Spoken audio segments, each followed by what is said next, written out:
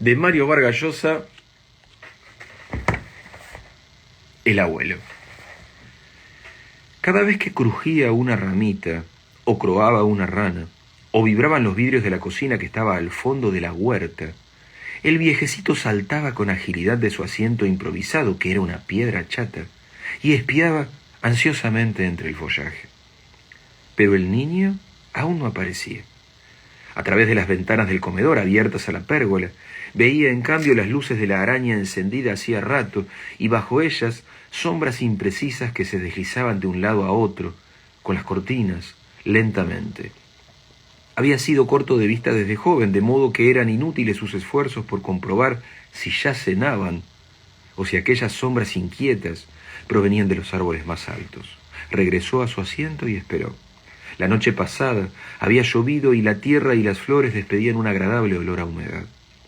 Pero los insectos pululaban, y los manoteos desesperados de don Eulogio en torno del rostro no conseguían evitarlos.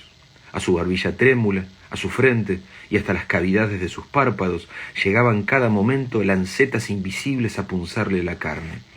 El entusiasmo y la excitación que mantuvieron su cuerpo dispuesto y febril durante el día habían decaído, y sentía ahora cansancio y algo de tristeza. Le molestaba la oscuridad del vasto jardín y lo atormentaba la imagen, persistente, humillante, de alguien, quizá la cocinera o el mayordomo, que de pronto lo sorprendía en su escondrijo. «¿Qué hace usted en la huerta a estas horas, don Eulogio?» Y vendrían su hijo y su hija política, convencidos de que estaba loco. Sacudido por un temblor nervioso, volvió la cabeza y adivinó entre los macizos de crisantemos, de nardos y de rosales el diminuto sendero que llegaba a la puerta falsa, esquivando el palomar. Se tranquilizó apenas al recordar haber comprobado 3 veces que la puerta estaba junta, con el pestillo corrido, y que en unos segundos podía escurrirse hacia la calle sin ser visto. ¿Y si hubiera venido ya?, pensó, intranquilo, porque hubo un instante a los pocos minutos de haber ingresado cautelosamente a su casa por la entrada casi olvidada de la huerta, en que perdió la noción del tiempo y permaneció como dormido. Solo reaccionó cuando el objeto que ahora acariciaba sin saberlo se desprendió de sus manos y le golpeó el muslo. Pero era imposible. El niño no podía haber cruzado la huerta todavía porque sus pasos asustados lo hubieran despertado, o el pequeño, al distinguir a su abuelo, encogido y dormitando justamente al borde del sendero que debía conducirlo a la cocina, habría gritado. Esta reflexión lo animó. El soplido del viento era menos fuerte, su cuerpo se adaptaba al ambiente, había dejado de temblar. Tentando los bolsillos de su saco, encontró el cuerpo duro y cilíndrico de la vela que compró esa tarde en el almacén de la esquina. Regocijado, el viejecito sonrió en la penumbra. Rememoraba el gesto de sorpresa de la vendedora. Él había permanecido muy serio, taconeando con elegancia, batiendo levemente y en círculo su largo bastón enchapado en metal, mientras la mujer pasaba bajo sus ojos cirios y velas de diversos tamaños. «Esta», dijo él, con un ademán rápido que quería significar molestia con el quehacer desagradable que cumplía. La vendedora insistió en envolverla, pero don Eulogio no aceptó y abandonó la tienda con premura. El resto de la tarde estuvo en el Club Nacional, encerrado en el pequeño salón del Rocambor, donde nunca había nadie. Sin embargo, extremando las precauciones para evitar la solicitud de los mozos, echó llave a la puerta. Luego, cómodamente hundido en el confortable de insólito color escarlata, abrió el maletín que traía consigo y extrajo el precioso paquete. La tenía envuelta en su hermosa bufanda de seda blanca, precisamente la que llevaba puesta la tarde del hallazgo. A la hora más cenicienta del crepúsculo, había tomado un taxi, indicando al chofer que circulara por las afueras de la ciudad. Corría una deliciosa brisa tibia, y la visión entre grisácea y rojiza del cielo sería más enigmática en medio del campo. Mientras el automóvil flotaba con suavidad por el asfalto, los ojitos vivaces del anciano, única señal ágil en su rostro flácido, descolgado en bolsas, iban deslizándose distraídamente sobre el borde del canal paralelo a la carretera, cuando de pronto lo divisó. «¡Deténgase!», dijo, pero el chofer no lo oyó. «¡Deténgase! ¡Pare!». Cuando el auto se detuvo y en retroceso llegó al montículo de piedras, don Eulogio comprobó que se trataba, efectivamente, de una calavera. Teniéndola entre las manos, olvidó la brisa y el paisaje y estudió minuciosamente, con creciente ansiedad, esa dura, terca y hostil forma impenetrable, despojada de carne y de piel, sin nariz, sin ojos, sin lengua. Era pequeña y se sintió inclinado a creer que era de niño. Estaba sucia, polvorienta, y hería su cráneo pelado una abertura del tamaño de una moneda, con los bordes astillados. El orificio de la nariz era un perfecto triángulo, separado de la boca por un puente delgado y menos amarillo que el mentón. Se entretuvo pasando un dedo por las cuencas vacías, cubriendo el cráneo con la mano en forma de bonete, o hundiendo su puño por la cavidad baja, hasta tenerlo apoyado en el interior. Entonces, sacando un nudillo por el triángulo y otro por la boca a manera de una larga e incisiva lengüeta, imprimía a su mano movimientos sucesivos y se divertía enormemente, imaginando que aquello estaba vivo. Estoy leyendo de Mario Vargas Llosa, El abuelo, y estoy tratando de no morir con la tos. Continuó. 2 días la tuvo oculta en un cajón de la cómoda, abultando el maletín de cuero, envuelta cuidadosamente, sin revelar a nadie su hallazgo. La tarde siguiente a la del encuentro permaneció en su habitación, paseando nerviosamente entre los muebles opulentos de sus antepasados. Casi no levantaba la cabeza. Se diría que examinaba con devoción profunda y algo de pavor los dibujos sangrientos y mágicos del círculo central de la alfombra, pero ni siquiera los veía. Al principio estuvo indeciso, preocupado. Podrían sobrevivir complicaciones de familia, tal vez se reirían de él. Esta idea lo indignó y tuvo angustia y deseo de llorar. A partir de ese instante, el proyecto se apartó solo una vez de su mente. Fue cuando, de pie ante la ventana, vio el palomar oscuro, lleno de agujeros, y recordó que en una época aquella casita de madera con innumerables puertas no estaba vacía, sin vida, sino habitada por animalitos grises y blancos que picoteaban con insistencia, cruzando la madera de surcos, y que a veces revoloteaban sobre los árboles y las flores de la huerta. Pensó con nostalgia en lo débiles y cariñosos que eran.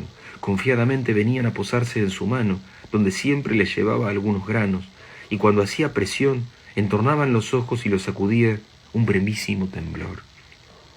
Luego no pensó más en ello. Cuando el mayordomo vino a anunciarle que estaba lista la cena, ya lo tenía decidido.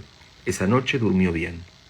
A la mañana siguiente, olvidó haber soñado con una perversa fila de grandes hormigas rojas, invadía súbitamente el palomar y causaba desasosiego entre los animalitos mientras él desde su ventana observaba la escena con un catalejo. Había imaginado que limpiar la calavera sería algo muy rápido, pero se equivocó. El polvo, lo que había creído polvo y era tal vez excremento por su aliento picante, se mantenía soldado a las paredes internas y brillaba como una lámina de metal en la parte posterior del cráneo. A medida que la seda blanca de la bufanda se cubría de lamparones grises, sin que desapareciera la capa de suciedad, iba creciendo la excitación de don Eulogio. En un momento, indignado, arrojó la calavera, pero antes de que ésta dejara de rodar, se había arrepentido y estaba fuera de su asiento, gateando por el suelo hasta alcanzarla y levantarla con precaución. Supuso entonces que la limpieza sería posible utilizando alguna sustancia grasiente. Por teléfono encargó a la cocina una lata de aceite y esperó en la puerta al mozo, a quien arrancó con violencia la lata de las manos, sin prestar atención a la mirada inquieta con que aquel intentó recorrer la habitación por sobre su hombro. Lleno de zozobra, empapó la bufanda en aceite y, al comienzo con suavidad, después acelerando el ritmo, raspó hasta exasperarse. Pronto comprobó entusiasmado que el remedio era eficaz. Una tenue lluvia de polvo cayó a sus pies, y él ni siquiera notaba que el aceite iba humedeciendo también el filo de sus puños y la manga de su saco. De pronto, puesto de pie de un brinco, admiró la calavera que sostenía sobre su cabeza, limpia, resplandeciente, inmóvil, con unos puntitos como de sudor sobre la ondulante superficie de los pómulos. La envolvió de nuevo, amorosamente, cerró su maletín y salió del Club Nacional. El automóvil que ocupó en la Plaza San Martín lo dejó a la espalda de su casa, en Orrantia. Había anochecido. En la fría semioscuridad de la calle se detuvo un momento, temeroso de que la puerta estuviese clausurada. Enervado, estiró su brazo y dio un respingo de felicidad al notar que giraba la manija y la puerta cedía con un corto chirrido. En ese momento escuchó voces en la pérgola. Estaba tan ensimismado que incluso había olvidado el motivo de ese trajín febril.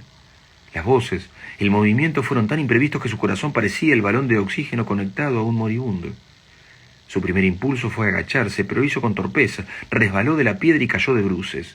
Sintió un dolor agudo en la frente y en la boca un sabor desagradable de tierra mojada, pero no hizo ningún esfuerzo por incorporarse y continuó allí, medio sepultado por las hierbas, respirando fatigosamente, temblando.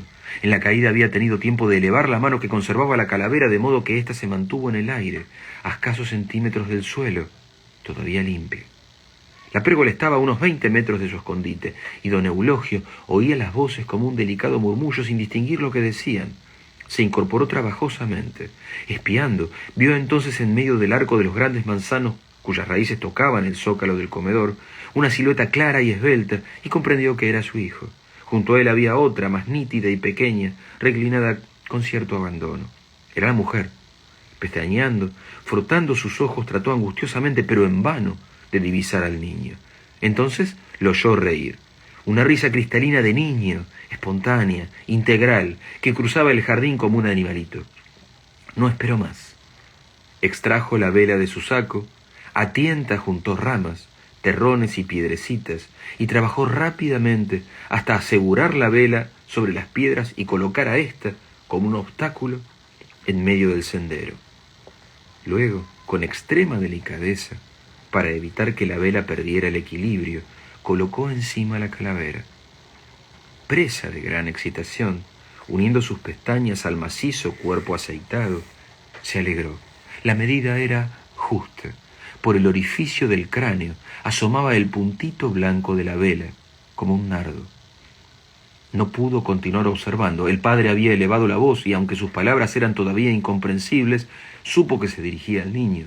Hubo como un cambio de palabras entre las tres personas, la voz gruesa del padre cada vez más enérgica, el rumor melodioso de la mujer, los cortos grititos destemplados del nieto. El ruido cesó de pronto. El silencio fue brevísimo. Lo fulminó el nieto chillando: «Pero conste, hoy acaba el castigo. Dijiste 7 días y hoy se acaba. Mañana ya no voy». Con las últimas palabras escuchó pasos precipitados. ¿Venía corriendo? Era el momento decisivo. Don Eulogio venció el ahogo que lo estrangulaba y concluyó su plan. El primer fósforo dio solo un fugaz hilito azul. El segundo prendió bien. Quemándose las uñas, pero sin sentir dolor, lo mantuvo junto a la calavera, aún segundos después de que la vela estuviera encendida. Dudaba, porque lo que veía no era exactamente lo que había imaginado, cuando una llamarada súbita creció entre sus manos con brusco crujido, como de un pisotón en la hojarasca, y entonces quedó la calavera iluminada del todo, echando fuego por las cuencas, por el cráneo, por la nariz y por la boca. «Se ha prendido toda», exclamó maravillado. Había quedado inmóvil y repetía como un disco: «Fue el aceite, fue el aceite», estupefacto, embrujado ante la fascinante calavera enrollada por las llamas. Justamente en ese instante, escuchó el grito, un grito salvaje, un alarido de animal atravesado por muchísimos venablos. El niño estaba ante él, las manos alargadas, los dedos crispados, lívido, estremecido, tenía los ojos y la boca muy abiertos, y estaba ahora mudo y rígido, pero su garganta, independientemente, hacía unos extraños ruidos roncos. «Me ha visto», se decía don Eulogio con pánico, pero al mirarlo supo de inmediato que no lo había visto, que su nieto no podía ver otra cosa que aquella cabeza llameante. Sus ojos estaban inmovilizados con un terror profundo y eterno retratado en ellos. Todo había sido simultáneo: la llamarada, el aullido, la visión de esa figura de pantalón corto súbitamente poseída de terror. pensaba entusiasmado que los hechos habían sido más perfectos incluso que su plan, cuando sintió voces y pasos que venían y entonces, ya sin cuidarse del ruido, dio media vuelta y a saltos, apartándose del sendero, destrozando con sus pisadas los macizos de crisantemos y rosales que entreveía a medida que lo alcanzaban los reflejos de la llama, cruzó el espacio que lo separaba de la puerta. La atravesó junto con el grito de la mujer, estruendoso también, pero menos sincero que el de su nieto. No se detuvo, no volvió la cabeza. En la calle, un viento frío hendió su frente y sus escasos cabellos, pero no lo notó y siguió caminando, despacio, rozando con el hombro el muro de la huerta, sonriendo satisfecho, respirando mejor, más tranquilo. De Mario Vargas Llosa, El abuelo.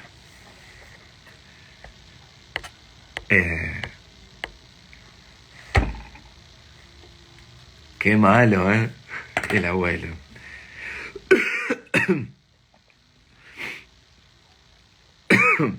Ahora voy a empezar a toser descontroladamente. Pensaba una cosa mientras leía. Es una cosa evidente, pero no lo había pensado nunca. Así es uno cuando es tonto. Piensa que es algo maravilloso, algo que se le ocurre después que se le ocurrió a 60 millones de personas. Pero como uno es tonto, dice, qué buena idea que acabo de tener. Y es la siguiente. A su manera, leer en voz alta es como cantar en cuanto al uso que haces del aire, al uso que necesitas de hacer del aire. No es el mismo, pero no podés leer en voz alta sin una buena respiración, porque si no arruinás la entonación. Hoy la arruiné terriblemente, porque me está costando respirar y como estaba pendiente de toser lo menos posible, si lo notaron me trabuqué muchas más veces, porque te quita el tempo. Probablemente la lectura silenciosa también tiene su tempo musical, pero como uno lo hace con los ojos no lo nota. En la lectura en voz alta sí. Es súper importante el ritmo. Y la falta de aire te lo quita y te hace tropezar. Bueno, sé que he dicho una estupidez pero a mí me pareció maravillosa la idea cuando la pensé. Algo que marco muchas veces. Los buenos escritores no son evidentes al decir. En las descripciones, en las descripciones de los personajes, de las situaciones, guardan, reservan, escamotean, y eso te permite a vos como lector avanzar. En ningún momento dice, este tipo es un anciano rico. Nunca habla de su riqueza, pero al mencionar su contexto, el Club Nacional, seguramente de Lima, donde él pasa sus tardes, la vestimenta que utiliza, la existencia en su casa de un huerto, de un mayordomo, de una cocinera, te están hablando de una enorme abundancia que lo rodea. No te habla de sus sentimientos y sus emociones. No importa por qué este viejo tiene ganas de hacer esa terrible maldad. No importa, no. No necesita decírtelo Vargas Llosa, te lo deja a vos para que lo pienses. Y un hallazgo súper menor, Vargas Llosa utiliza la palabra flácido, con doble C, flácido. No usa la palabra flácido. Gracias, Mario, gracias. La palabra flácida es una palabra flácida. Es fea. Ese es otro hallazgo que tenía que compartir con ustedes. Flácido queda mucho mejor que flácido, porque flácida es flácida. Flácida no es flácida.